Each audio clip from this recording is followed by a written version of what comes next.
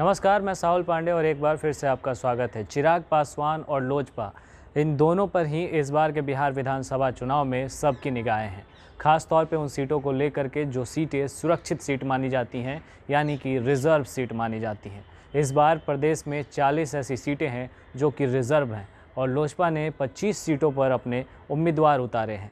इन सीटों को SC/ST बहुल सीट माना जाता है, यानी कि यहाँ पर सीटों को रिज़र्व कर दिया जाता है इन खास समुदायों के लिए।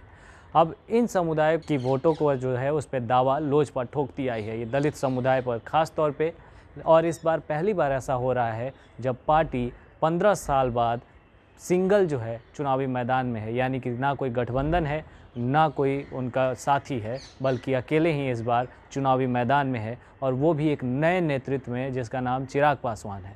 चिराग पासवान लगातार जो है रैलियों में जब जाते हैं तो ये बात कहते हैं कि वो शेर के बेटे हैं, जंगल चीर के जाएंगे, लेकिन कितना जंगल चीर पाएंगे ये देखना इस साल के बिहार विधानसभा चुनाव में काफ़ी दिलचस्प है।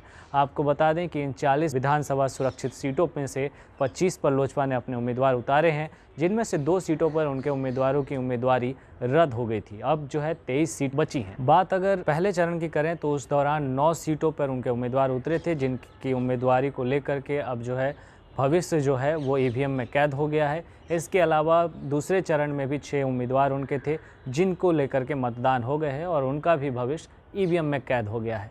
अब जो है 9, 6, 15 यानी कि 15 उम्मीदवारों का भविष्य EVM में कैद है। अब ऐसे में जो है आपको बता दें कि 8 ऐसी सीटें हैं जिन पर अभी उनके उम्मीदवार तीसरे चरण में लड़ेंगे।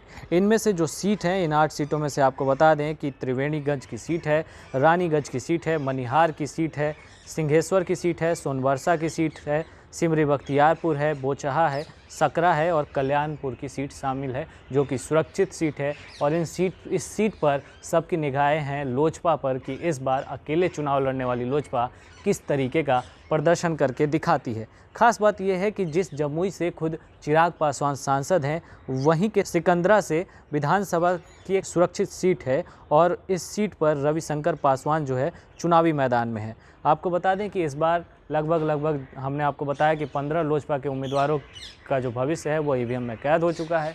अब सबकी निगाहें इस पे हैं कि तीसरे चरण में क्या कुछ कमाल चिराग पासवान के कैंडिडेट दिखा पाएंगे। ये तो 10 तारीख को पता चलेगा, वोटिंग जो है 7 तारीख को होगी, लेकिन सब इसी बात का इंतज़ार कर रहे हैं कि कम से कम सुरक्षित सीटों पर अगर लोजपा अच्छा प्रदर्शन करती है तो ये साबित कर देगा कि चिराग पासवान के नेतृत्व में कहीं ना कहीं बहुत बड़ा दम है, छोटा मोटा नहीं, लेकिन चिराग जो कहते हैं वो इस बार करके दिखा रहे हैं और लोजपा बिहार में एक बड़ी पार्टी बन सकती है। फिलहाल इस रिपोर्ट में इतना ही। आप बने रहिए हमारे साथ। धन्यवाद।